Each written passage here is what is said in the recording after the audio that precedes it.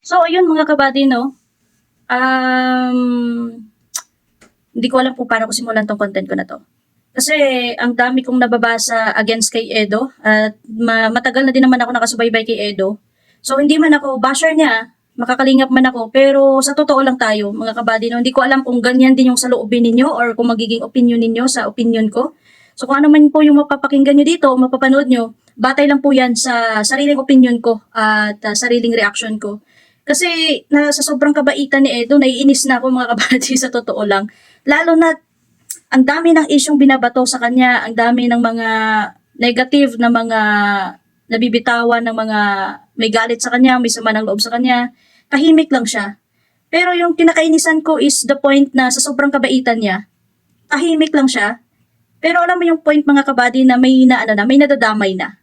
So yung masasabi ko lang talaga kay Edo mga kabady, kung talaga katulad ng issue niya ngayon kay sa tinuturing niyang nanay no, kay Ate Lydia na yan yung nagba-viral ngayon sa kanya.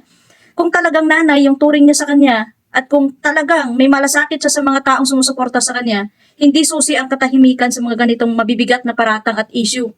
Lalo na kung nanay na yung turing mo sa tao, natulungan ka ng tao, kahit sabihin natin na hindi ka humingi o humingi ka man sa kanya, sana pakitaan mo din ng ano na parang pinoprotektahan mo din, parang hindi man sa pagsalita na kung ano man yung pakay mo, pero yung point sana kabady na ipakita niya din sana na yung ano, yung ang hirap i-explain mga kabady, magpakatotoo siya na iparamdam niya din sa mga tao na nadadamay na lalo na kay Nanay Lydia mga kabady no na may halaga din yung tao kasi hindi ganoon kagaan yung mga binabato sa kanya na matanda na siya, may pagnanasa siya kay Edo. So ang pangit tingnan kasi lalo na dito sa social media.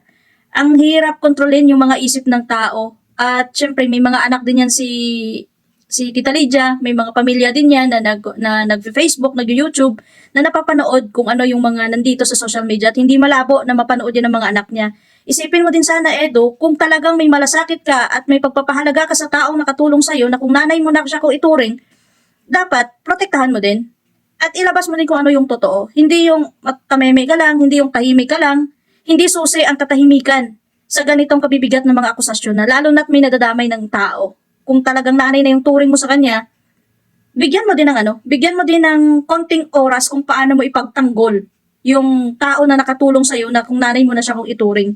So yan lang yung nakakainis kay Edo, mga kabady. Hindi ako naiinis sa ibang bagay, pero kinaiinisan ko is yung sa sobrang kabaitan niya. Na kahit na ganyan na yung ginagawa sa kanya, atake na ng atake yung tao, siya yung pinag-uusapan sa social media, pero patuloy siyang tahimik. So pero siguro ganun na talaga si Edo na ayaw pumatol sa mga bashing, kaya tahimik na lang siya, pero okay lang sana kung personal siya lang na inaatake ng mga negative na mga pananalita, negative na mga comments ng ibang tao dahil against sa kanya, kung sa sarili niya lang mismo, pero may nadadamay ng tao eh. So sana kay Edo, manindigan siya at ipakita niya din yung suporta sa taong nagsusuporta din sa kanya. Kasi dyan nagsisimula mga kabady, yung kahit na sabihin natin na ikaw lang din nakakaalam ng totoo, hindi mo na kailangan patulan. Okay lang na kayo-kayo lang, pero social media to. So, ang sakit lang sa part ni Tita Lydia na ganyan na yung mga inaakusa sa kanya, may pagnanasa siya dahil matanda na siya, mas matanda siya kay Edo, may pagnanasa pa siya doon sa kay Edo. Pero ang sakit lang sa part na tikom ang bibig ni Edo. Di ko alam mga kabady kung ganyan din yung opinion nyo ha. Pero sa side ko kasi ganyan eh. Sa sariling opinion ko, ako yung mas nasasaktan kay Nanay Lydia sa mga binabato sa kanya. Lalo na't nakatulong naman siya.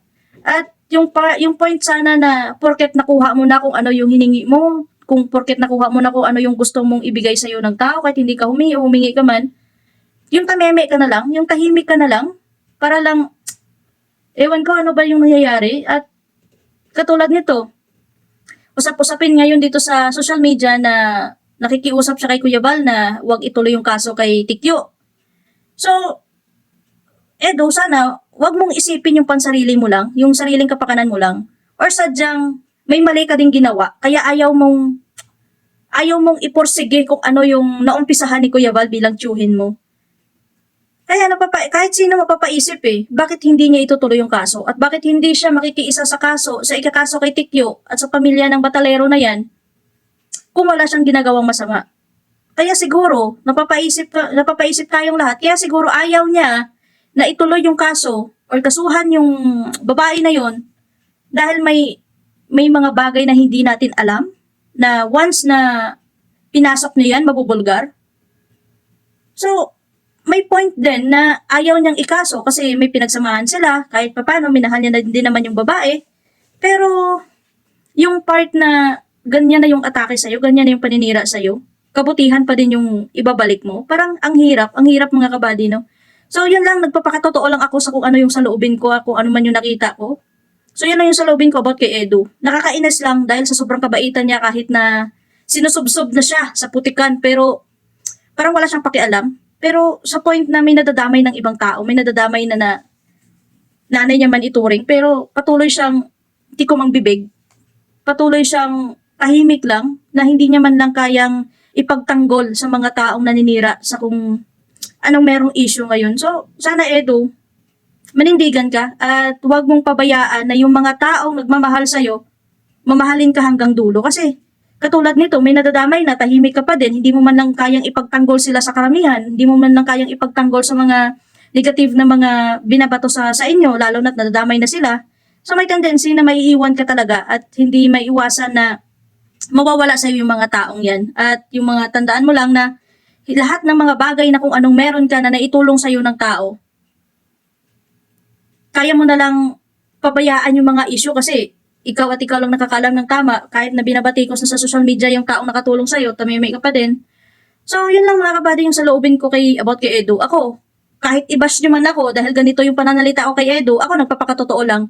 Bilang isang tagahanga nila, bilang isa sa taga-subaybay sa kanila, hindi ko maiwasan magbigay ng komento ko, positive man or negative. So, yun lang mga kabady. Naiinis lang ako sa kabaitan ni Edu. At siguro may pinoprotektahan din yan na ikakasira niya. Yan lang yung point dyan. So, ewan ko, bahala ka dyan, Edo. At kung i-bash naman ako, wala akong pakialam dyan na dahil nga sa, alam ko may mga aalma dito na maka-solid Edo. Pero ako, nagpapakatotoo lang. At yun lang yung concern ko. Sana kung talagang may malasakit siya at talagang may pagpapahalaga siya sa mga taong nandyan sa paligid niya, matuto din sana siyang tumayo at panindigan at protektahan yung mga taong nadadamay. Okay lang kung personal attack lang sa kanya, pero katulad nito, may nadadamay na. So, sana, ipagtanggol at ipaglaban niya din yung mga taong nakatulong sa kanya at talagang may malasakit sa kanya at ipakita niya din na may malasakit din siya. So, yun lang mga kabady, no? Yan lang yung masasabi ko about kay Edo. Personal kong opinion to, personal kong reaction to.